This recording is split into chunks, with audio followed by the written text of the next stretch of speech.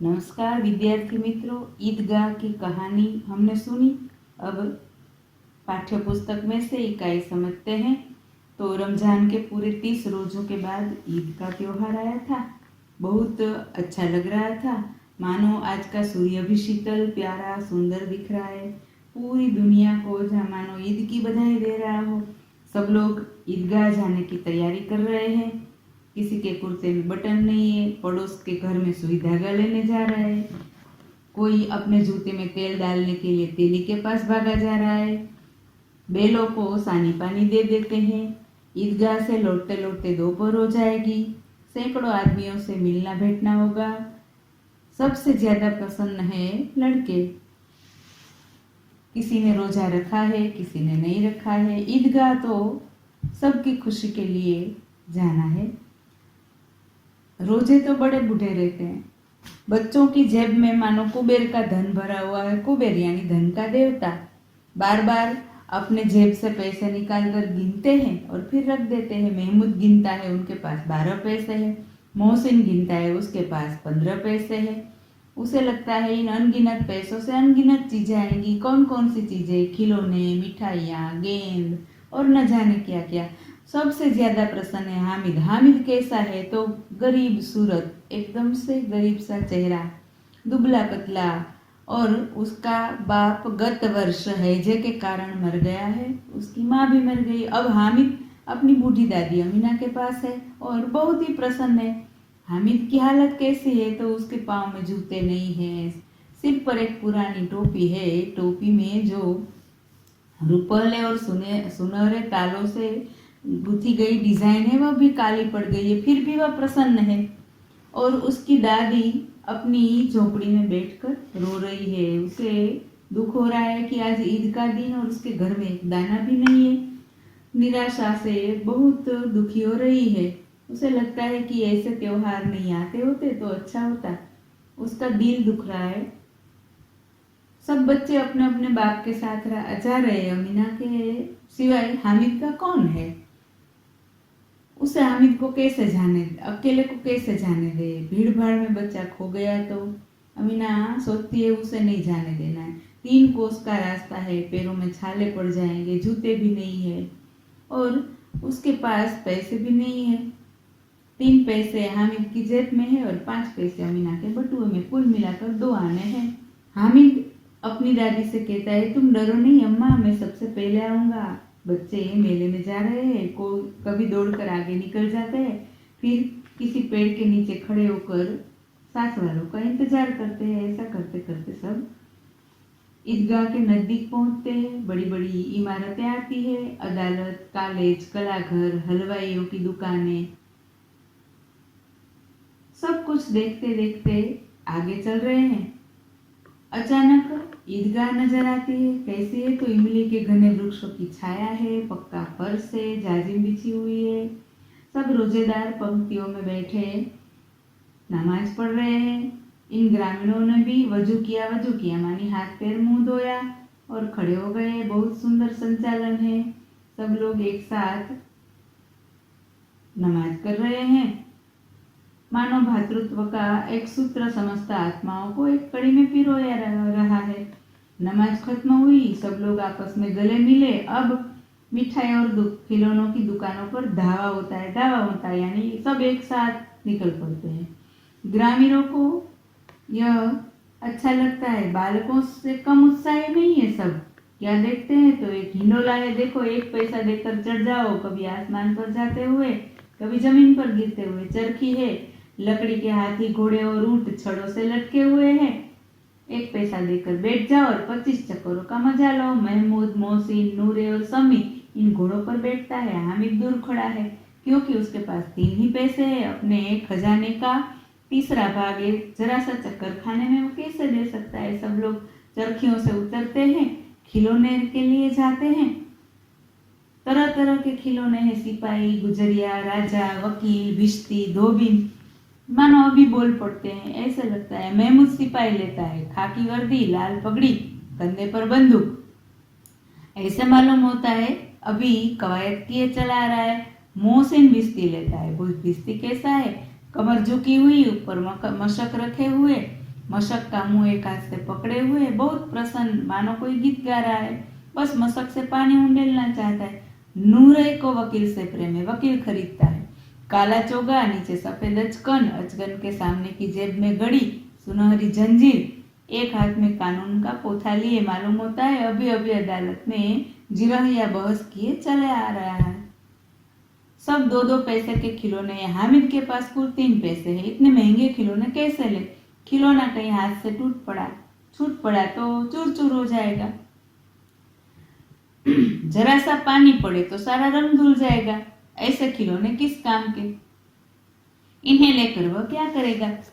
खिलौनों के बाद मिठाइयाँ आती है। किसी ने रेवड़ियाँ ली, किसी ने गुलाब जामुन, किसी ने सोन हलवा। मजे से खा रहा है। आमिद के पास 3 ही पैसे है, कुछ लेकर नहीं खाता। ललचाई आंखों से सबके सामने देखता है। मिठाइयों के बाद कुछ दुकानें लोहे की चीजों की है, कुछ गिलेट और नकली गहनों की। लड़कों के लिए यहाँ कोई आकर्षण नहीं है, वे सब आगे बढ़ जाते हैं।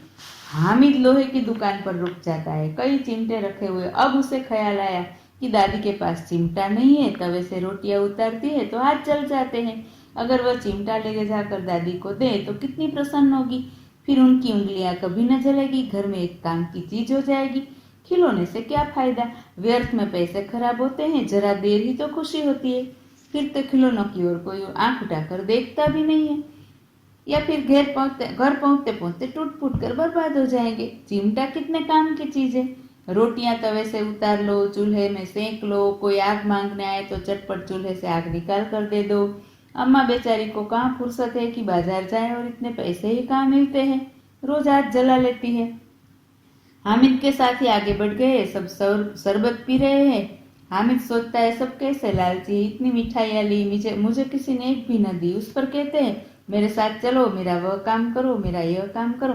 अब अगर किसी ने कोई काम करने को कहा तो पूछूंगा खाए मिठाइयाँ? आपका मुंह सड़ेगा, फोड़े फुसियाँ निकलेगी, आपकी जबान चटोरी हो जाएगी। घर से पैसे चुराएंगे और मार खाएंगे। अब मेरा क्या हाल होगा? अम्मा चिमटा देखकर मेरे हाथ से ले लेंगी और कहेगी मेरा बच्चा अम्मा के लिए चिमटा लाया, कितना अच्छा लड़का है। इन लोगों के खिलौने पर कौन उन्हें दुआएं देगा? बड़ों की दुआएं सीधी अल्लाह के दरबार में पहुंचती और तुरंत सुनी जाती है। मेरे पास पैसे नहीं है तो क्या, मैं गरीब सही, किसी से कुछ मांगने तो नहीं जाता। अब वह दुकानदार से पूछता है कि यह चिमटा कितने का है? 6 पैसे लगेंगे। हामिद का दिल बैठ गया। फिर भी बोला ठीक ठीक बताओ। ठीक 5 पैसे लगेंगे, लेना है तो ले, नहीं तो चलते बनो। हामिद ने कलेजा मजबूत करके कहा 3 पैसे लोगे? फिर वह आगे बढ़ गया, क्योंकि उसे लगा कि दुकानदार उसे डांटेगा। लेकिन दुकानदार ने डांटा नहीं, बुलाकर चिमटा दे दिया। हामिद ने उसे इस तरह कंधे पर रखा मानो बंदूक है। फिर शान से अकड़ता हुआ संगियों के पास आया। मोहसिन ने हंसकर कहा यह चिमटा क्यों लाया बुद्धू, इसका क्या करेगा? हामिद ने चिमटे को जमीन पर पटक कर कहा जरा आप अपना भिस्ती जमीन पर गिराओ, सारी पसलियां चूर चूर हो जाएगी बच्चों की। महमूद बोला तो यह चिमटा कोई खिलौना है? हामिद बोला हाँ, खिलौना क्यों नहीं है, अभी कंधे पर रखा, बंदूक हो गई, हाथ में ले लिया, फकीरों का चिमटा हो गया। चाहूँ तो इससे मंजीरे का काम ले सकता हूँ। एक चिमटा जमा दो तो तुम लोगों के सारे खिलौनों की जान निकल जाए। तुम्हारे खिलौने कितना ही जोर लगाए, मेरे चिमटे का बाल भी बांका नहीं कर सकते। बहादुर शेर है मेरा चिमटा। सम्मी ने खंजरी ली थी। बोला मेरी खंजरी से बदलोगे? 2 आने की है। हामिद ने खंजरी की ओर उपेक्षा से देखा। बोला मेरा चिमटा चाहे तो तुम्हारी खंजरी का पेट फाड़ डाले। बस एक चमड़े की झिल्ली लगा दी, डब डब बोलने लगी। जरा सा पानी लग जाए तो खत्म हो जाए। मेरा बहादुर चिमटा आग में, पानी में, आंधी में, तूफान में बराबर डटा रहेगा। चिमटे ने सभी को मोहित कर लिया, लेकिन अब पैसे किसके पास धरे हैं? फिर मेले से बहुत दूर निकल आए हैं। धूप तेज हो रही है, घर पहुंचने की जल्दी है। बड़ों से जिद करे तो भी चिमटा नहीं मिल सकता। हामिद है बड़ा चालाक, इसलिए उसने अपने पैसे बचा रखे। औरों ने 3-3, 4-4 आने पैसे खर्च कर दिए, पर कोई काम की चीज न ले सके। हामिद ने 3 पैसों में रंग जमा लिया। सच ही तो है, खिलौनों का क्या भरोसा, टूट फूट जाएंगे। हामिद का चिमटा बना रहेगा बरसों। मोहसिन ने कहा जरा अपना चिमटा दो, हम भी देखें, तुम हमारा भिश्ती लेकर देखो। महमूद और नूरे ने भी अपने अपने खिलौने पेश किए। हामिद को इन शर्तों को मानने में कोई आपत्ति न थी। चिमटा बारी बारी से सबके हाथ में गया और उनके खिलौने बारी बारी से हामिद के हाथ में आए।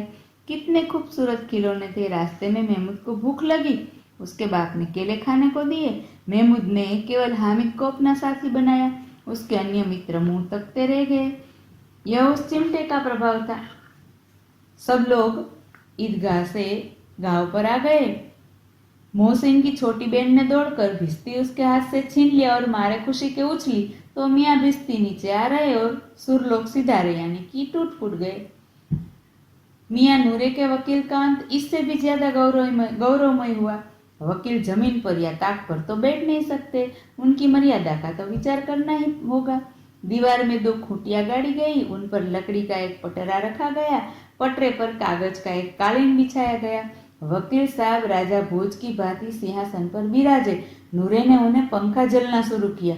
अदालतों में खस की टट्टियां और बिजली के पंखे होते, क्या यहाँ मामूली पंखा भी न हो? बांस का पंखा आया और नूरे हवा करने लगा। मालूम नहीं पंखे की हवा से या पंखे की चोट से वकील साहब स्वर्गलोक से मृत्युलोक में आ रहे और उनका माटी का चोला माटी में मिल गया, मानी की मृत्यु हो गई। फिर बड़े जोर शोर से मातम हुआ और वकील साहब की अस्थियां घुरे पर डाल दी गई, यानी कि बहुत जोर से शोक मनाया गया। और वकील साहब की अस्थियां यानी कि वकील का खिलौना जो टूटा था, उनका टूटा हुआ सब सामान कूड़े कचरे के साथ डाला गया। अब मियाँ हामिद का हाल सुनिए। अमीना उसकी आवाज सुनते ही दौड़ी और उसको गोद में उठाकर प्यार करने लगी। सहसा उसके हाथ में चिमटा देखकर वह चौंकी, बोली, ये चिमटा कहाँ से लाया? मैंने मोल लिया। हामिद ने बोला, मैंने खरीदा है। दादी बोली, कितने पैसे में? हामिद ने कहा, 3 पैसे दिए। अमीना दुख प्रकट करने लगी। बोली, कैसा बेसमझ लड़का है, दोपहर हुआ, कुछ खाया न पिया, लाया क्या चिमटा? सारे मेले में तुझे और कोई चीज न मिली जो यह लोहे का चिमटा उठा लाया? हामिद ने अपराधी भाव से कहा, तुम्हारी उंगलियां तवे से जल जाती थी, इसलिए मैंने लिया। बुढ़िया का क्रोध तुरंत स्नेह में बदल गया। बच्चे में कितना त्याग, कितना सद्भाव और कितना विवेक है। दूसरों को खिलौने लेते और मिठाई खाते देखकर इसका मन कितना ललचाया होगा। इससे इतनी धीरज कैसे रही होगी? अमीना का मन गदगद हो गया, वह रोने लगी। अपना पल्लू फैलाकर हामिद को दुआएं देती जाती थी और उसकी आंखों से आंसू की बड़ी बड़ी बूंदें गिरती जाती थी। गृह कार्य इकाई में से शब्द ढूंढकर उसको आपको अर्थ समेत लिखना था। आपने लिख लिया हो तो मैं यह फोटो भेज रही हूँ, उसमें भी मैंने कुछ शब्द इकाई में से ढूंढ कर लिखे हैं। आप देख लेना और अपने लिखे शब्दों के साथ उसको मिला लेना। जो शब्द आपने नहीं लिखा हो या उसका अर्थ बराबर नहीं लिखा हो, यह उसमें देखकर लिख लेना। यह आज का आपका गृह कार्य है।